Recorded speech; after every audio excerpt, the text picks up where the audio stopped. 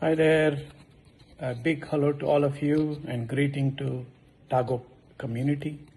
I am Dr. Karan Reddy, a physician specializing in clinical cardiology, interventional cardiology, and vascular medicine in the Orlando area for the last 34 years. I'm pleased to hear through Vinay Garu that Tago has initiated a 100 million step challenge for walking your way for a healthier you, for a stronger bond between walking friends, for a community, happy community, and for lasting memories. My mantra for my patients always been, the more you walk, the more you stand, the longer you live. And kind of jokes apart, the longer you live, the better for my practice. So do it for me, that's what I tell them. So that gives them a chuckle. And do it for your loved ones, if not for yourself. The famous saying goes, walk the talk. And I say, talk while you walk. There is no excuse not to walk. You could walk while talking to your friends, while talking to your clients, or your spouse, or your family members. And you can walk anywhere. You can walk outside, in your backyard. You can walk on treadmill. You can walk inside the house, even in the bedroom while you're watching TV, and so on. And speaking about walk the talk, which means practice what you preach, my average step myself per day this year to date has been around 10,000 steps. So I do walk. So what are the benefits of walking? There are indeed plenty. So the question is, you may have heard this 10,000 steps a day. Where did it come from? That number actually came from a marketing campaign for a pedometer invented, believe it or not, in 1964 as a part of Tokyo Olympics. So why is it that important that you should walk? In US, a person dies every 30 seconds from cardiovascular disease. So that's a big deal. And walking at least 4,000 steps a day reduces the risk of dying from any cause, while walking even 2,500 steps a day reduces the risk of dying from heart disease. So the question comes, how much should you walk? It depends on your age too. For age older than 60 years, even 6,000 to 8,000 steps a day is sufficient. Beyond that, they may not be a great benefit in terms of health, but it does help your endurance and weight management and other benefits. For younger adults, I would say at least 8,000 to 10,000 steps per day. Now, so even in one study where they looked at women average age of 70, those who walked just 4,000 steps 1 or 2 days a week, their risk of dying went down by 26%.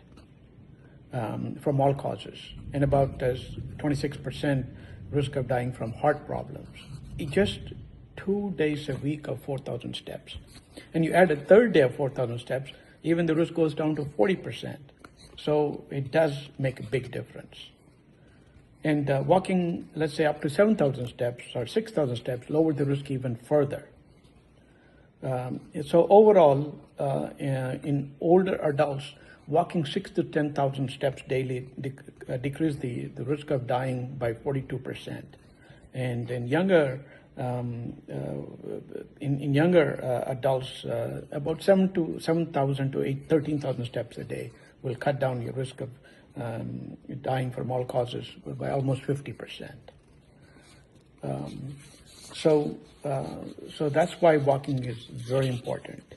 And also, a study from Milan showed that even walking 30 seconds with breaks in between, which we call it micro walks, that can also actually burn more energy and burn more calories than continuously walking the same distance. So there are different strategies you can adopt, whichever one suits you. So what are the benefits of walking 30 minutes every day? There are 15 incredible benefits that I can list. Number one, improved cardiovascular health and increased endurance. So the risk of dying from heart disease, stroke, high blood pressure goes down significantly. Number two, strengthens your bones and muscles. So walking, remember, is a weight-bearing exercise that helps strengthen your muscles and bones. So that means the risk of reducing fractures, risk of reducing osteoporosis, etc. More so in elderly people. And number 3, enhances the flexibility and coordination. And this becomes important as you get older. So as you walk, your body learns to maintain stability and proper alignment and leads to a better coordination and reducing the risk of falls, especially in older adults. And number 4, helps in weight management and healthy body composition.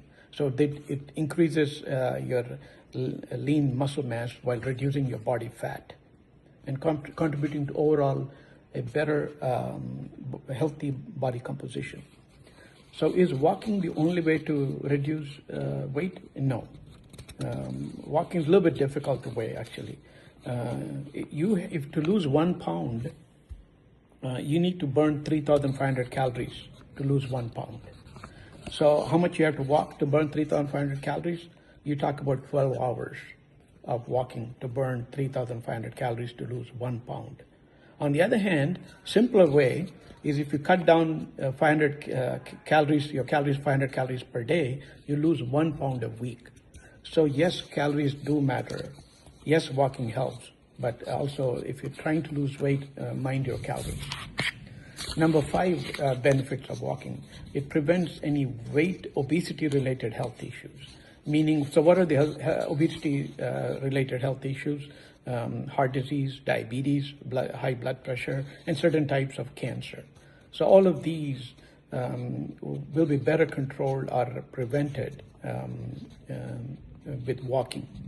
And number 6, mental health and cognitive benefits.